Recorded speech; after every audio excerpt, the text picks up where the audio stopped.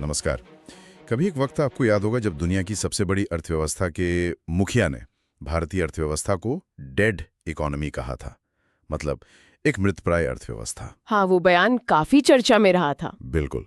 लेकिन आज देखिए वही भारत दुनिया भर की आर्थिक बहसों के बिल्कुल केंद्र में है और वजह काफी चौंकाने वाली है। हाँ, और ये वजह है हाल ही में आए वो आंकड़े जिन्होंने सबको कह सकते हैं हैरान कर दिए हैं। इस फाइनेंशियल ईयर की पहली तिमाही मतलब अप्रैल से जून 2025 इसमें भारत की जीडीपी ग्रोथ 7.8% दर्ज की गई है। 7.8%। ये न सिर्फ पिछले 5 क्वार्टर्स का सबसे ऊंचा आंकड़ा है, बल्कि इसने ज्यादातर ग्लोबल अनुमानों को भी मतलब पीछे छोड़ दिया है। सही। दुनिया भर की मीडिया आप देखिए, सियोल से लेके न्यूयॉर्क तक सब इसे कवर कर रहे हैं। हेडलाइंस कुछ ऐसी हैं, India's dead economy narrative is dead. हर तरफ एक ही उत्सुकता है भाई, भारत ने ये किया कैसे? और यही उत्सुकता, यही सवाल हमारी आज की चर्चा का मुख्य विषय है। हम आज जो भी एनालिसिस और लेख उपलब्ध हैं, उनके आधार पे ये समझने की कोशिश करेंगे कि क्या ये 7.8% की शानदार ग्रोथ बस एक तिमाही का चमक है, या फिर ये भारतीय अर्थव्यवस्था की एक नई टिकाऊ रफ्तार का संकेत है? हाँ, इसका असली मतलब क्या है और इसके सामने चुनौतियां क्या हैं, यही सब समझने की कोशिश करेंगे। तो चलिए इस 7.8% के आंकड़े को थोड़ा और खोलते हैं। जैसा आपने कहा, इसने उम्मीदों को पीछे छोड़ा। ग्लोबल एक्सपर्ट्स, अलग अलग एजेंसियां क्या उम्मीद लगा रही थी? ज्यादातर अनुमान देखिए वो 6.8% से 7% के आसपास ही थे। कुछ थोड़े ज्यादा आशावादी थे, शायद 7.2% तक। लेकिन भारत ने 7.8% छू लिया, सबको चौंका दिया। हाँ बिल्कुल। और इस अचंभे को सही परिप्रेक्ष्य में रखने के लिए हमें वैश्विक तुलना देखनी पड़ेगी। अगर हम दुनिया की दूसरी बड़ी अर्थव्यवस्थाओं को देखें तो तस्वीर और साफ होती है। जैसे चीन, जिसे अक्सर हम विकास का इंजन मानते हैं, उसने इसी तिमाही में 5.2% की वृद्धि दर्ज की। अमेरिका की इकोनॉमी वो 3% की दर से बढ़ी। अच्छा, और अगर हम अपने एशियाई पड़ोसियों या आसियान देशों को देखें तो वहां क्या स्थिति है? वहां भी देखिए स्थिति मिली जुली है, लेकिन भारत सबसे आगे है। इंडोनेशिया, जो एक महत्वपूर्ण अर्थव्यवस्था है, वो 4.9% पर रही। थाईलैंड, मलेशिया, सिंगापुर जैसे देश ये सब 5% के आंकड़े से भी नीचे रहे। वियतनाम ने जरूर करीब 6.9% की ग्रोथ दिखाई, जो अच्छी है, पर भारत के 7.8% से तो कमी है। तो इसका मतलब साफ है, G20 यानी दुनिया की 20 बड़ी विकसित और विकासशील अर्थव्यवस्थाओं का जो समूह है, उसमें भारत इस तिमाही में सबसे तेजी से बढ़ने वाली अर्थव्यवस्था रहा है। बिल्कुल, ये अपने आप में एक बहुत बड़ी उपलब्धि है। हाँ, प्रतिशत के लिहाज से ये बहुत प्रभावशाली लगता है, सुनने में बहुत अच्छा लगता है। हाँ बिल्कुल, लेकिन आर्थिक विश्लेषण में ना सिर्फ प्रतिशत देखना काफी नहीं होता।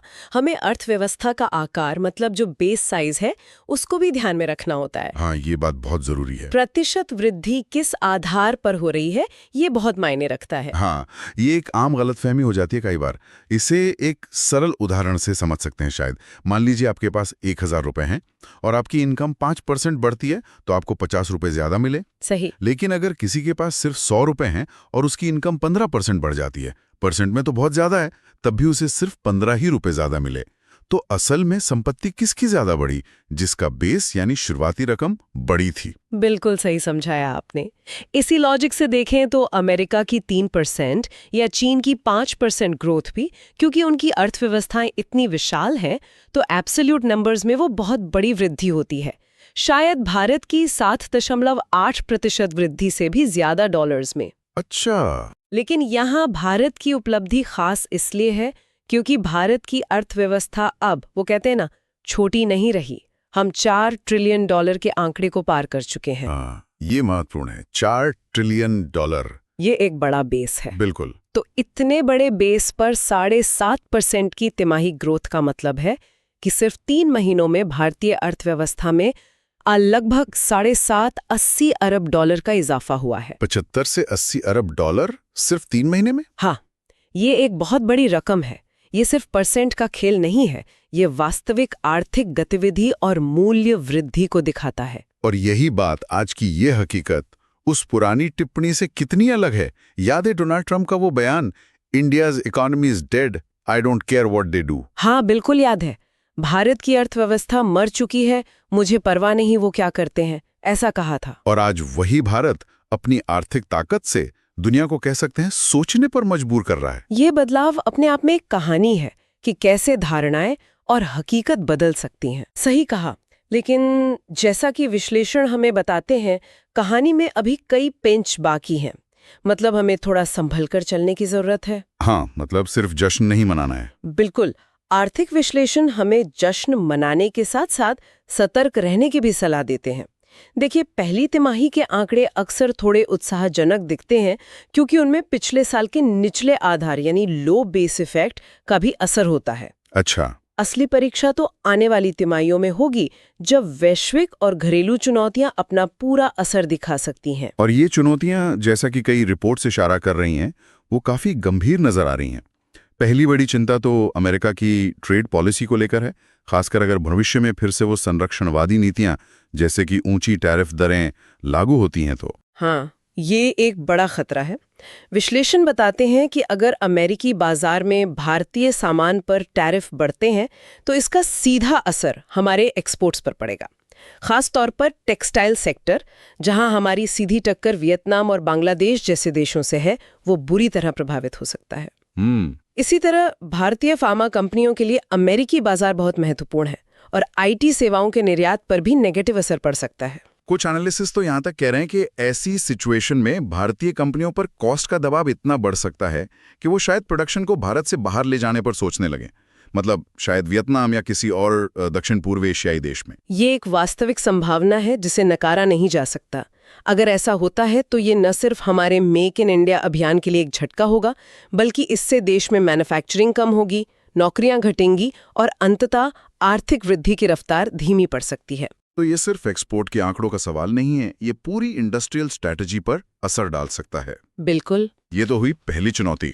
दूसरी बड़ी चिंता जिसका जिक्र विश्लेषणों में बार बार आ रहा है, वो है ग्लोबल स्लोडाउन का खतरा। वैश्विक मंदी की आहट अमेरिका, यूरोप और यहां तक कि चीन की अर्थव्यवस्थाओं में भी सुस्ती के साफ संकेत दिख रहे हैं। हाँ, और जब दुनिया की ये बड़ी अर्थव्यवस्थाएं धीमी पड़ती हैं तो उसका असर भारत जैसी उभरती अर्थव्यवस्था पर पड़ना लाजमी है। कैसे? मतलब क्या असर हो सकता है? देखिए, एक तो सीधा असर हमारे निर्यात पर पड़ेगा। हमारी इंजीनियरिंग गुड्स, टेक्सटाइल्स, सॉफ्टवेयर सेवाओं की मांग कम हो सकती है। दूसरे, जब दुनिया भर में अनिश्चितता का माहौल होता है तो विदेशी निवेश यानी FDI और FII, उसका फ्लो भी कमजोर पड़ सकता है। अच्छा। वैश्विक अर्थव्यवस्थाएं आपस में इतनी ज्यादा जुड़ी हुई हैं कि कहीं की भी सुस्ती का असर हम पर महसूस होगा ही। और इन बाहरी चुनौतियों के अलावा एक बड़ी आंतरिक चुनौती भी है जिसका जिक्र लगभग हर विश्लेषण में मिलता है। वो है रोजगार का सवाल, जॉब्स का। GDP के आंकड़े तो बढ़िया हैं, लेकिन क्या उसी अनुपात में अच्छी नौकरियां भी बन रही हैं? ये इस पूरी कहानी का शायद सबसे पेचीदा पहलू है। आंकड़े बताते हैं कि ग्रोथ तो हो रही है, लेकिन रोजगार सृजन, एम्प्लॉयमेंट जनरेशन, वो उस रफ्तार से नहीं हो पा रहा है, खासकर फॉर्मल सेक्टर में, संगठित क्षेत्र में। कुछ अर्थशास्त्री इसे जॉबलेस ग्रोथ की आहट भी मान रहे हैं। सवाल यह है कि अगर देश का इतना बड़ा युवा वर्कफोर्स अर्थव्यवस्था में पूरी तरह भागीदारी नहीं कर पा रहा है, तो ये ग्रोथ कितनी समावेशी, कितनी इंक्लूसिव और कितनी टिकाऊ है। सही बात है। अगर लोगों की खरीदने की क्षमता ही नहीं बढ़ेगी तो घरेलू मांग कैसे मजबूत रहेगी लंबे समय तक? बिल्कुल। तो ये चुनौतियां काफी वास्तविक हैं। ट्रेड वॉर का खतरा, ग्लोबल स्लोडाउन की आशंका और रोजगार सृजन की धीमी गति। लेकिन इन सब के बावजूद भारत का जो मौजूदा प्रदर्शन है, खासकर जब हम इसे रीजनल कॉन्टेक्स्ट में अपने आस पड़ोस के देशों के साथ देखते हैं, तो काफी प्रभावशाली लगता है। हाँ बिल्कुल। हमने पहले कुछ देशों का जिक्र किया था। इंडोनेशिया, जिसकी इकोनॉमी करीब $1.4 ट्रिलियन की है, वो 4.9% पर है। मलेशिया करीब $400 बिलियन की इकोनॉमी, 4.4%। फिलीपींस, वो भी करीब $400 बिलियन, 5.4%। सिंगापुर लगभग $500 बिलियन, 3.9%। थाईलैंड, वो भी 500 बिलियन के आसपास, 3.1%। और वियतनाम भी लगभग $450 बिलियन की अर्थव्यवस्था है, जो 6.9% पर बढ़ी। यहाँ ध्यान देने वाली बात यह है, और ये बहुत महत्वपूर्ण है, कि भारत की अर्थव्यवस्था 4 ट्रिलियन इन सभी देशों से कई गुना बड़ी है। हाँ, साइज का फर्क बहुत बड़ा है। और अक्सर ये माना जाता है कि छोटी अर्थव्यवस्थाएं जिनका बेस छोटा होता है वो ज्यादा तेजी से बढ़ सकती हैं, उन्हें वो कैचअप ग्रोथ का फायदा मिलता है। बिल्कुल। लेकिन भारत अपनी इस विशाल अर्थव्यवस्था के बावजूद इन सभी छोटे और तेजी से बढ़ते माने जाने वाले देशों से भी ज्यादा तेज रफ्तार दिखा रहा है। ये इस बात का संकेत है कि भारतीय अर्थव्यवस्था में अपनी एक आंतरिक मजबूती और गति मौजूद है। इतने बड़े बेस पर लगातार 7-8% की ग्रोथ हासिल करना ये कोई मामूली बात नहीं है। नहीं, बिल्कुल नहीं। तो अगर, और ये अगर बड़ा है, अगर भारत आने वाले समय में इन चुनौतियों से निपटते हुए यही रफ्तार या इसके आसपास की गति बनाए रखता है, तो दुनिया को मानना पड़ेगा कि ये सिर्फ आंकड़ों का खेल नहीं, बल्कि भारत एक प्रमुख आर्थिक शक्ति के रूप में स्थापित हो रहा है। सही कहा। लेकिन ये अगर बहुत महत्वपूर्ण है। देखिए, वर्ल्ड बैंक और IMF जैसे संस्थान भी अगले दशक में भारत को सबसे तेजी से बढ़ती बड़ी अर्थव्यवस्था बने रहने का अनुमान लगा रहे हैं। ये अच्छी बात है। हाँ, लेकिन ये पूर्वानुमान पत्थर की लकीर नहीं होते हैं। ये इस बात पर निर्भर करते हैं कि हम अपनी चुनौतियों से कैसे निपटते हैं और जो जरूरी सुधार हैं, रिफॉर्म्स हैं, उन्हें कितनी तेजी से लागू करते हैं। और सुधारों की जरूरत तो कई क्षेत्रों में महसूस की जा रही है। बुनियादी ढांचा, इंफ्रास्ट्रक्चर, चाहे वो सड़कें हों, पोर्ट्स हों या एनर्जी, अभी भी ग्लोबल स्टैंडर्ड से शायद थोड़ा पीछे है। हाँ, उसमें लगातार काम हो रहा है, पर अभी और जरूरत है। एडमिनिस्ट्रेटिव प्रोसेस, प्रशासनिक प्रक्रियाएं, उन्हें और सरल और पारदर्शी बनाने की जरूरत है। ईज ऑफ डूइंग बिजनेस में सुधार तो हुआ है, रैंकिंग सुधरी है, लेकिन जमीनी स्तर पर, ग्राउंड पर अभी भी कई बाधाएं हैं। बिल्कुल। साथ ही हमें मेक इन इंडिया को सिर्फ असेंबली हब बनने से आगे ले जाकर वास्तविक डिजाइन और मैन्युफैक्चरिंग का केंद्र बनाना होगा। इसके लिए इनोवेशन और R&D में निवेश बढ़ाना होगा। प्रोडक्टिविटी यानी उत्पादकता बढ़ाना, ये एक और बड़ी चुनौती है। मतलब उतने ही रिसोर्सेज से हम कितना ज्यादा आउटपुट निकाल पाते हैं। और इन सब के केंद्र में फिर वही बात घूम फिर कर आती है, रोजगार, जॉब्स। हाँ, हमें न सिर्फ ज्यादा नौकरियां पैदा करनी हैं, बल्कि अच्छी क्वालिटी वाली नौकरियां बनानी हैं जो हमारे युवाओं को एक बेहतर भविष्य दे सकें।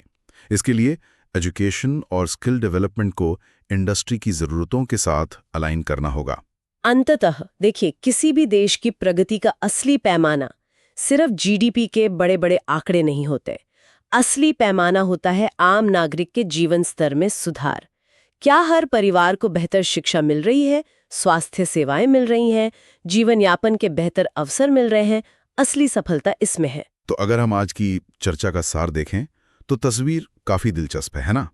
एक तरफ भारत ने 7.8% की शानदार ग्रोथ दर्ज करके उन पुरानी धारणाओं को तोड़ा है जो उसे कभी डेड इकोनॉमी बता रही थी।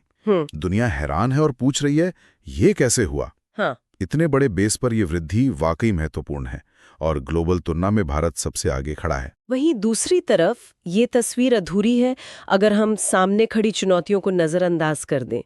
अमेरिका की संभावित ट्रेड पॉलिसी, वैश्विक मंदी का खतरा और सबसे बढ़कर देश के भीतर रोजगार सृजन की धीमी गति, ये सब मिलकर भविष्य की राह को थोड़ा अनिश्चित बनाते हैं। तो विश्लेषण यही कहते हैं कि ये जश्न मनाने का नहीं, बल्कि सावधानी से आगे बढ़ने और जरूरी कदम उठाने का समय है। बिल्कुल, ये एक तरह से वेकअप कॉल भी है कि हमें कहाँ-कहाँ काम करना है। लेकिन जैसा कि कुछ विश्लेषणों में भी कहा गया है, भारत की कहानी में एक रेजिलियंस, एक लचीलापन, एक वापसी करने की क्षमता हमेशा रही है। ये देश अक्सर उम्मीदों से बढ़कर प्रदर्शन करता आया है। हाँ, भारत की आंतरिक मांग जो डोमेस्टिक डिमांड है, विशाल घरेलू बाजार और हमारी युवा आबादी, ये हमारी बड़ी ताकत है। अगर सही नीतियां लागू की जाएं और सुधारों पर फोकस बना रहे तो इन चुनौतियों से पार पाया जा सकता है। तो अंत में श्रोताओं के लिए सोचने वाली बात शायद ये है, क्या भारत की अर्थव्यवस्था की ये मौजूदा गति, ये जो मोमेंटम दिख रहा है, क्या ये एक स्थायी ट्रेंड बनेगा?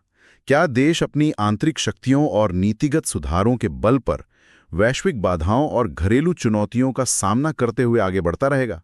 या फिर ये चुनौतियां इतनी भारी पड़ेंगी कि विकास की ये रफ्तार धीमी पड़ जाएगी? आने वाले कुछ क्वार्टर्स इस सवाल का जवाब देने में बहुत महत्वपूर्ण होंगे और दुनिया की नजरें भारत पर टिकी रहेंगी कि क्या वो अपनी क्षमता को हकीकत में बदल पाता है या नहीं। बिल्कुल। इसी विचार के साथ आज की एक गहन चर्चा यहीं समाप्त करते हैं।